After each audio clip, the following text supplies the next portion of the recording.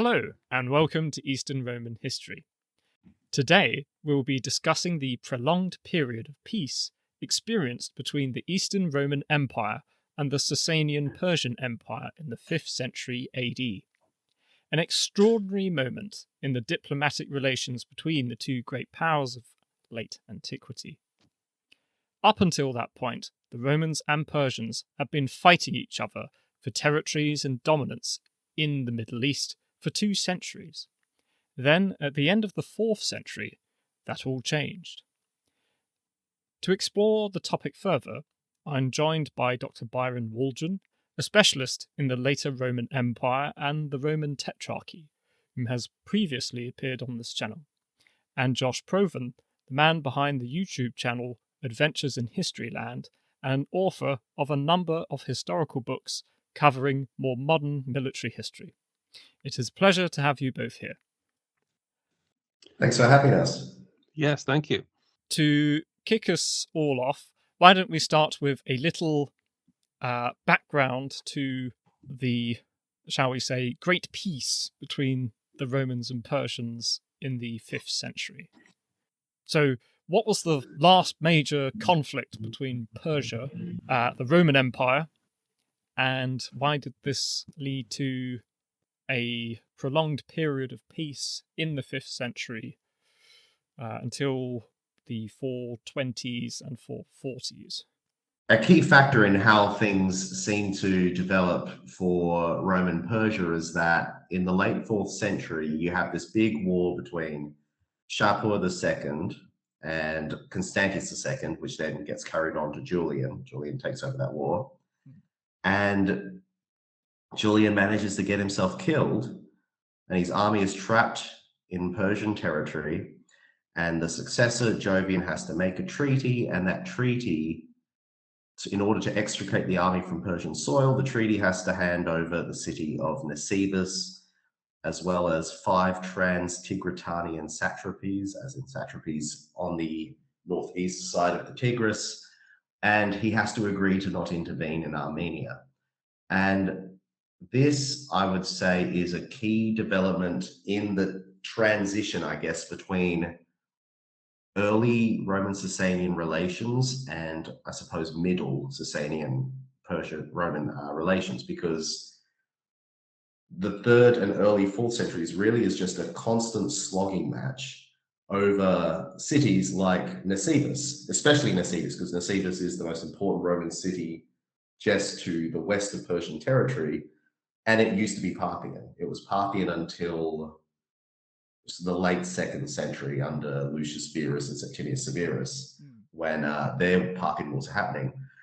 But there's this big slogging match, and then in 298, Galerius wins his massive victory over the Persians by basically taking the Persian imperial families, takes them hostage, takes the harem of the Persian family hostage, and that forces the Persians to hand over Nisibis, and that rankles the Sasanians for decades, and that's why Shapur II is such a consistent menace for the Romans across the 4th century, because he wants to get Nisibis back. That's why he besieges it 3 times during the 340s and 350s, and finally we get this treaty in 363, and that means that Nisibis is now back in Persian hands.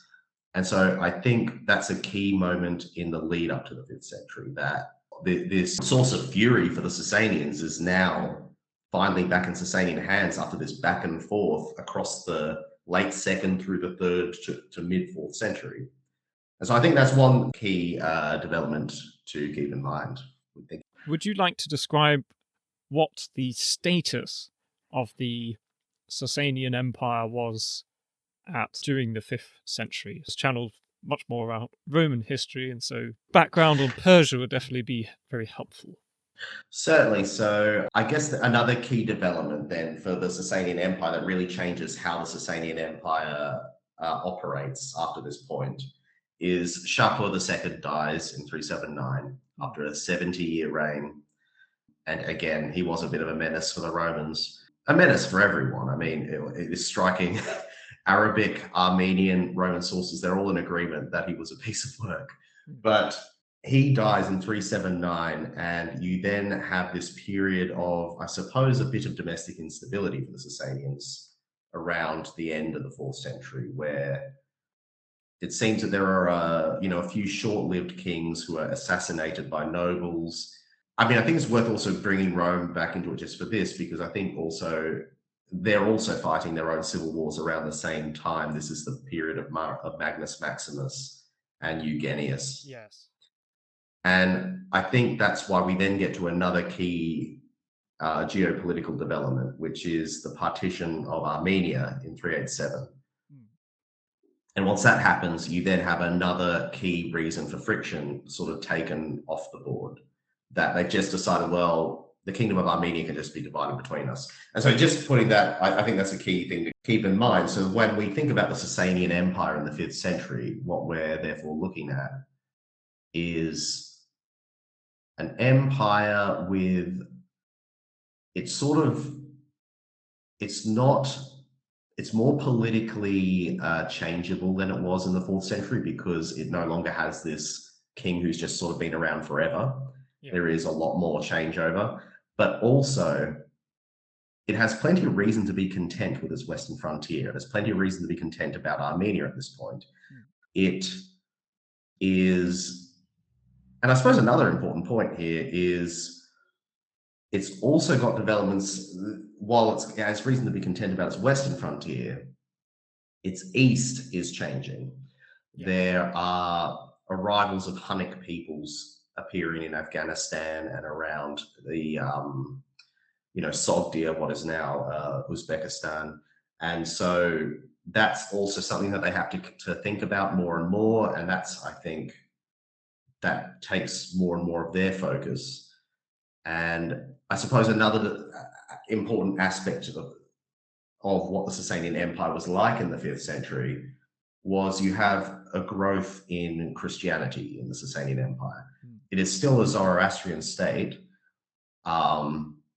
Persia never becomes a Christian majority empire, of course, but there is a growing number of Christians, and that becomes a means of developing connections between the Sasanian and Roman empires. Well, I That believe they have this. a flashback Sorry, for yeah. that development is in 410, when the Church of the East has its first synod. Yes, yeah, certainly. Christianity is becoming more and more of an aspect of how they're more and more significant. More and more, they're a significant minority, a large minority within the Persian Empire than they were beforehand. And I think that creates diplomatic opportunities for Rome and Persia to interact in more constructive ways. Just as the Persians are distracted more in the east, the Eastern Roman Empire is distracted more in the west, because you have the Gothic crisis. You've got the Huns as well, who eventually show up.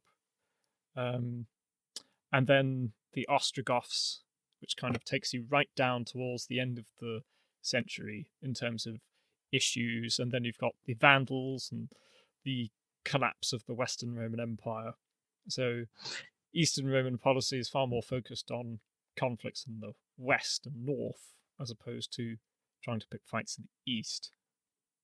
Yeah, I suppose as it happens, they're both ultimately having to deal more and more with these Hunnic peoples from the north, and in fact, they both face the same invasion in 395. A Hunnic invasion actually breaks through the Caucasus, raids Cappadocia and Syria and Roman Upper Mesopotamia, but then actually goes down the Euphrates and gets quite close to Ctesiphon.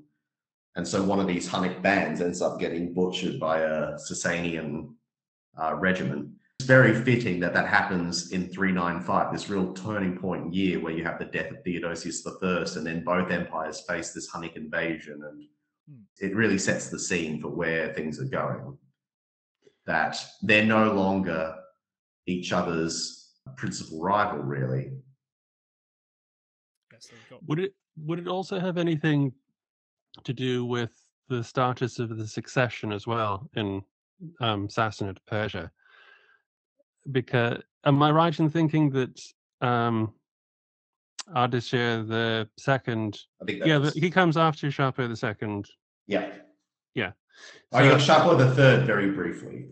No, yeah, but because yeah. this is my point. Is that so Ardashir the second succeeds Shapur of the long reign.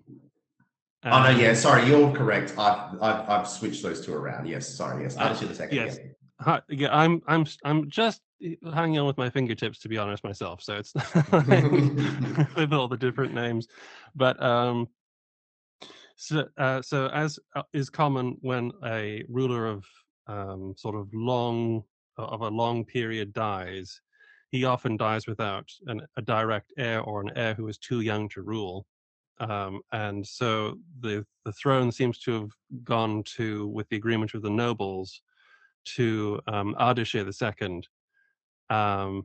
And that to me suggests, and I believe there is some controversy as to whether or not he had to promise to give the throne to Shapur's son or something like that when he came of age. It seems to me that it's a very delicate time for Ardashir to be wanting to fight the Romans at all. Yes, no, I think that's a fair point. Certainly, the honestly, those decades right at the end of the 4th century, once Shapur II is out of the picture, it's as if everything changed. It's as if this dark cloud sort of disappeared, because there's a sort of there's still door of kings of kings, king of kings. And yes, and even in how they all interact over Armenia, like Armenia doesn't immediately cease being a problem, but they suddenly everyone's very reluctant to get involved in a war in Armenia, that they'd rather sort of, make their wishes known with regard to who will be the monarch in Armenia. But if a Roman or Persian army start to get close to one another, they try to avoid actually it coming to a battle. Yeah. Yeah. And as also there's another thing I just thought of is that Shapur II reigned that long. Ardashir II quite old as well. So we're not dealing with a dynamic guy who wants to go and prove himself on the battlefield either. True. Yes, I guess this guy isn't going to be going out on campaign himself. True. Yeah. Yeah, no, that's a good point. Which, younger Persian, Shahenshahs do tend to be like, I must show myself to be a warrior. It would be interesting to know whether there was a sort of a tension going on, that he feels that he has to play a controlled game, otherwise he might be deposed. And actually might have been deposed actually later on. All the kings up until Yazga I stabilizes things are all removed prematurely, shall we say. Yeah, and there's even questions. Yazga eventually gets offed because he annoys the Persian nobility and church. You see, again, there we go. You see, the Persian nobility, the relationship between the Shahenshah and the nobility is obviously very key here. And I don't think that Ardashir feels he even has the support necessary to call the shots himself, is what I'm getting. Exactly. This is a brother who has lived in the shadow of a very clearly a big personality, Shapur the Great, as he's sometimes called, or the Shoulder Lord, as Arabic sources call him, because he pierced prisoners through the shoulder with big metal barbs. As I said, not known to be a nice guy. But yeah, this big personality, and he's lived in his shadow, and in fact, I sort of get the impression, I do not know, and this is not a very scientific impression. This is just the vague impression I get, is that Sasanian kings over time become less likely to campaign in the field. By over time, I don't mean over the course of someone's reign. I mean, once we get, notably Khosrau II, when we eventually get to the 7th century, is not really taking the field all that often, whereas the likes of Ardashir I and Shapur I seem to love a good siege, love to be constantly going around raiding as much of Syria as they can. I feel like the last king you really see campaigning a lot to his detriment is Peroz. Of course, we're jumping ahead with Peroz, but in a way, it's reflecting a change in the times, because also the Romans from 395 cease campaigning. They have their emperors cease campaigning in the field. It's like Arcadius and Honorius both relying on their generals, and that's something that continues right until the beginning of the 7th century. Yeah, you have that whole advent of palace emperors. Yeah. Yes. It occurs to me as well, actually, that the fact that Ardashir II gets the throne must have been okayed to some extent by his brother. Otherwise, the nobles probably would have fell into infighting and killed him outright. So he must have had some sort of royal authority to get the gig, if you know what I mean. And that might be an interesting sort of political move to control his generals, so to speak. So he wanted kind of the palace guy to be the one that they have to put up with for a while anyway. Ah, interesting. Yeah. I suppose that brings us to another very good question of what was the enemy within, shall we say, for the Sasanian Empire in the 5th century? Because we've talked about political instability and the kingship, palace coups going on. So what were some of the challenges the King of Kings would have faced in the 5th century, and maybe how did that contribute to the peace between Rome and Persia? Could be classic regime change problems. Yeah, I think the Zoroastrian clergy were meant to have been a bit trigger happy when it came to who was king. That seems to be the key reason why our sources are so, when we think about Yazdegerd I, who's the king from 399 to 421. Yeah, or is it 420? No, it is 420. My bad. Yeah. There's a short usurpation. Yeah, between the brothers, there's Shapur and Bahram. Yeah, but Yazdegerd I, he is treated horribly by the Persian sources, and that's because he was so tolerant of Christianity for most of his reign, and it seems that's the influence. A bit like how when a Roman emperor finds a reason to execute a senator, well, then that's it for their image. they are, you think about Aurelian. Aurelian is despised by quite a few Latin sources, despite all his achievements, because he killed a bunch of senators in 271. And Hadrian, who was a fantastically successful emperor, but it was a bit cool in the reception of the sources. Yeah, and I suppose like Aurelian came to power in a sort of his rule was contested, and that meant that a few senators ended up getting killed. I mean, not openly contested, but it seems that there were questions about his legitimacy, of course. And yes, I think so. Likewise, in the same way that senatorial agendas influence pretty heavily what Roman sources will say about a Roman emperor, likewise, I think Zoroastrian clergy perspectives are pretty important for how kings get written up. And so I think for someone like Yazdegerd I, who possibly was Rome's favorite Persian king, I mean, that is very much, as you were referring to, Daniel, the first church council in Persia happened during his reign. We also know that there was a bishop, Marutha, a Roman, I think it was the bishop of Edessa, Marutha, that he brought back the bones of Christians who had been martyred under Shapur II, brought them back to Roman territory so that they could be consecrated, and that led to the founding of Martyropolis. And these are all big diplomatic gestures that could happen because Yazdegerd decided to embrace the Christian population to make overtures to the Romans. These were things that didn't sit well with the Zoroastrian clergy. And that's why we don't know what exactly happened to Yazdegerd, but we have that whole bizarre, suspicious story where he was out hunting and then a white horse came out of the ground and kicked him to death.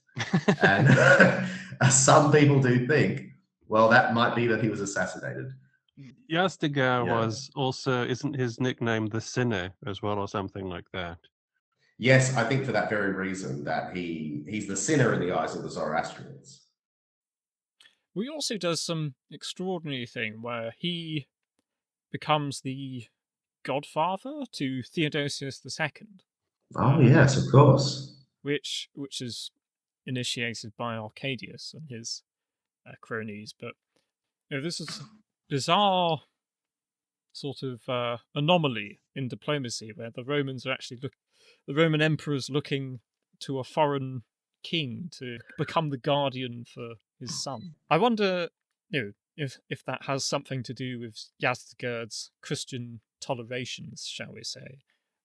Perhaps an active attempt by the East to not just on religious grounds, but to try and improve relations on the eastern frontier. Because as we've mentioned, until 400, the Goths are rebelling in Anatolia. There's the Gothic occupation of Constantinople. Things for Arcadius are looking very rocky. Yeah, it is an extraordinary move, and I have to admit, I have in front of me in preparation for this talk, I brought out this source book that I have dedicated to the Roman-Persian Wars, and I just found this passage from Agathias, who's a historian writing in the late 6th century. And he actually comments on this decision to make Yazdegerd the guardian of Theodosius II. And it's just great how much Agathias does not understand, or just does not see the wisdom in this at all. He says, in my opinion, anyone who admires this is judging its good sense from later events, not from the first impulse of the plan. How could it be a good thing to hand over one's dearest possessions to a stranger, a barbarian, the ruler of one's bitterest enemy, one whose good faith and sense of justice was untried, and what is more, one who belonged to an alien and heathen faith? And if we are to grant that no harm was done to the child, but that Theodosius's kingdom was most carefully safeguarded by his guardian, even while he was still a babe at the breast, we ought rather to praise Yazdegerd for his decency than Arcadius for the adventure. And I love that passage because it just shows how much worse things had gotten by the late 6th century. That by the time of Agathias, it would be insane to be, in the possession of a Persian. Yes. But as you were saying, it sort of reflects also, I guess, how uncertain the situation in Constantinople is, that Arcadius really doesn't feel confident about leaving Theodosius on his own without that, without the threat that Yazdegerd might actually act against anyone who overthrows Theodosius. Yeah. And I think also a curious thing, because this happens in the turn of the 5th century, that relations between the West and the East of the Roman Empire are very thorny still, because you've had Eutropius kick out Stilicho from Greece against Alaric, and you've also had the Gildonic War, where again Eutropius has had his hands left on that. So relations between the two halves of the Roman Empire are still quite uncertain. And this is before all the troubles that Honorius's reign have happened yet. So this is still these sort of the good times of the reign of Honorius. Yeah, clearly Yazdegerd seems like a better proposition than Stilicho. For whatever reason. He decided rather use the Persian Empire as a threat against anyone threatening Theodosius than actually allow Stilicho to unify the empire under his de facto rule, I suppose. Yeah. Also, they've had Stilicho's one of the people responsible for Rufinus's death, isn't he? Oh yeah, yes. Murdered right in front of Arcadius as well. So yeah, the parade ground. Yeah, sure. But I also think it perhaps illustrates this in the years since the partition of Armenia. The tensions between Rome and Persia have started to dissipate. So I suppose my next question is about why did they flare up again in 422?